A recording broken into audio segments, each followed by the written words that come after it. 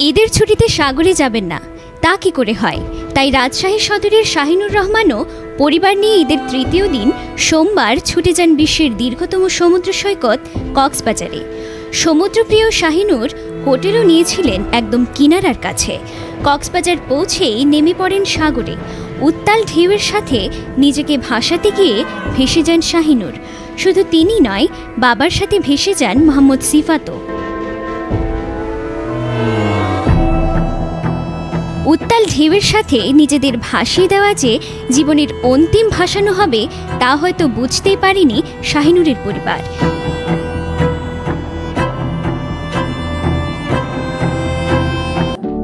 সমুদ্রের গর্জনে ভিন্ন স্বাদের সামুদ্রিক খাবারের ভরপুর আয়োজন উপভোগ করতে আজই চলে আসুন প্যাসিফিক বিচ লাউঞ্জ ক্যাফে কক্সবাজারে। লাইফগার্ড কর্মীরা জীবন বাজি রেখে উদ্ধার করে যখন হাসপাতালে নিয়ে যান তাদের, তখন জীবনের সবচেয়ে কঠিন সংবাদটি শুনতে পান পরিবার। ঈদের আনন্দ মুহূর্তেই বিষাদে পরিণত হয়। বাবা ছেলের সলিল সমাধির মধ্য দিয়ে জীবনের করুণ অধ্যায় শুরু হয় শাহিনুরের আরেক ছেলে এবং স্ত্রীর। পানিতে যখন পড়ে যায় তখন আমি দ্রুত টাওয়ার থেকে দৌড়িয়ে যাই। আমি যাওয়ার আগেই এখানে আমাদের যেই বিচে ওয়াটার বাইকগুলো আছে, ওই ওয়াটার বাইকের এক ড্রাইভারে ধরে ফেলে। ওদেরকে ধরে একজনকে উপরে আমি যাইতে যেতে একজনকে উপরে তুলে ফেলতে পারলো, আরেকজনকে তুলতে পারে না। তখন যাই আমি আরেকজন ওনাকেও তুলে উপরে নিয়ে আসি। এরপরে সোজা এদের অবস্থা ক্রিটিক্যাল দেখে হাসপাতালে নিয়ে আসার পরে ডাক্তার তাদেরকে মৃত ঘোষণা করে। সমুদ্র শহরে ঈদের ছুটি উদযাপন করতে এসে শাহিনুর আর তার ছেলের মতো পরিণতি হয়েছে চট্টগ্রামের রাজীব খানের। 6 বন্ধু মিলে তারা কক্সবাজার এসেছিলেন। পরে রোববার সন্ধে 6:45 সাগরের সিগাল পয়েন্টে গোসল করতে নেমে ভেসে যান 5 বন্ধু।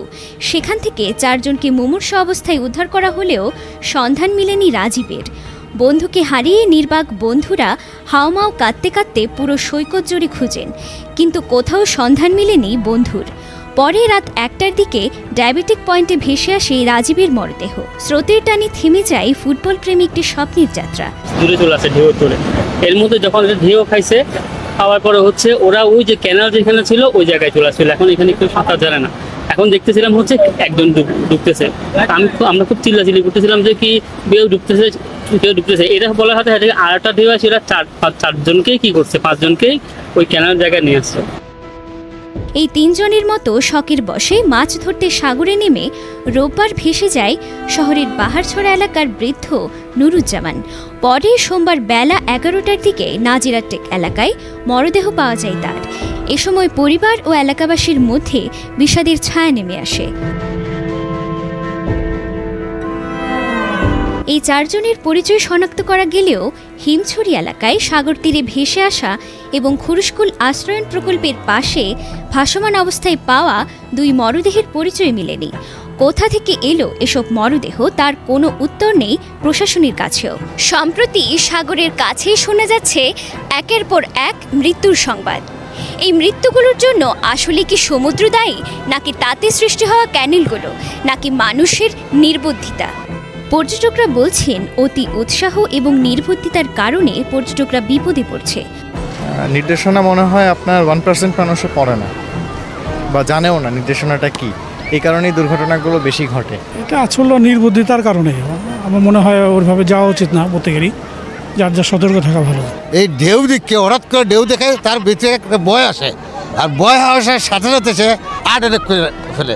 ইচ্ছা শক্তির বিরুদ্ধেও কিছু ছেলেপেলে আছে, তারা শুধু যেতেই তারা থাকে। আনন্দে মনটা যাতে একটু ফুরফুরে হয়, কিন্তু হঠাৎ করে যে বিপদটা আসে এটা তো কেউ বুঝতে পারে না। যে আমরা নিজের সেফটি নিজে ধরে রাখতে হবে, সবাই নিজের সেফটি, সবাই মানে এখানে যারা আসে নিজের সেফটি সবাই নিজে ধরে রাখতে হবে। লাইফগার্ড বলছে এই সময়টাতে সাগরের কিনারায় ক্যানেল বা নদীর মতো অবস্থা হয়। তখন অনেক পর্যটক বিষয়গুলো বুঝতে পারে না। ভাটার সময় ক্যানেলে পানি কম থাকায় সেখানে পর্যটকরা গোসল করে। তখন হঠাৎ জোয়ার আসলে অর্ধেকের বেশি গোসলরত মানুষেরা ভয় পেয়ে যায়। এতে করে অনেকে ভেসে যায়। বিষয়গুলো নিয়ে বারবার সতর্ক করলেও পর্যটকরা মানেন না জানিয়ে লাইফগার্ড কর্মীরা বলছেন ক্যানেলে গোসল না করা উচিত, কারণ সেখানে নিরাপত্তা দেওয়ার মতো পর্যাপ্ত লাইফগার্ড কর্মী নেই তাদের। একটা হচ্ছে ক্যানেল যেটা লম্বা খালের মতো, আরেকটা হচ্ছে রিপ কারেন্ট। যেমন ক্যানেলটা আপনারা একটু পিছনে লক্ষ্য করলে দেখবেন ক্যানেলের ওই পাশে আরেকটা চর, কিন্তু সবাই ক্যানেল পার হয়ে ওই পাশে গোসল করতেছে। যখন জোয়ার শুরু হবে ওই যারা ওই পাশে আছে তাদের কিন্তু গেছে হাঁটু পানি বা কোমর পানি। জোয়ার শুরু হওয়ার সাথে সাথে যে ক্যানেলটা পার হয়েছে এটা কিন্তু তাদের সাঁতার সমান হয়ে যাবে, আসতে পারবে না। তো আমরা কি করে, আমরা এই বিষয়গুলো আগে থেকে জানি, যার কারণে আমরা পর্যটকদেরকে অনুরোধ করে আগে থেকে জোয়ার শুরু হওয়ার আগে থেকে আমরা পার করে দিই। তো আমাদের বিচটা বিশাল, সব জায়গায় লাইফ গার্ড নেই এবং সব জায়গায় নিরাপত্তা দেওয়া সম্ভব না। তার মধ্যে আমরা লোকজন সংকট, ইকুইপমেন্ট সংকট, আমরা সেবা দিতে হিমশিম খাচ্ছি। এদিকে আবহাওয়া অফিস বলছে এই সময়ে আবহাওয়ার রূপ ঘন ঘন পরিবর্তনের কারণে সাগর কিছুটা উত্তাল থাকে, জোয়ারের পানিও কিছুটা বাড়তে পারে। তবে এমন সংকট সময়েও জেলা প্রশাসনের বা বিচ ম্যানেজমেন্ট কমিটির কোনো কার্যকর উদ্যোগ দেখা যাচ্ছে না। মুমতাহিনা মাহি, পিনোয়া নিউজ।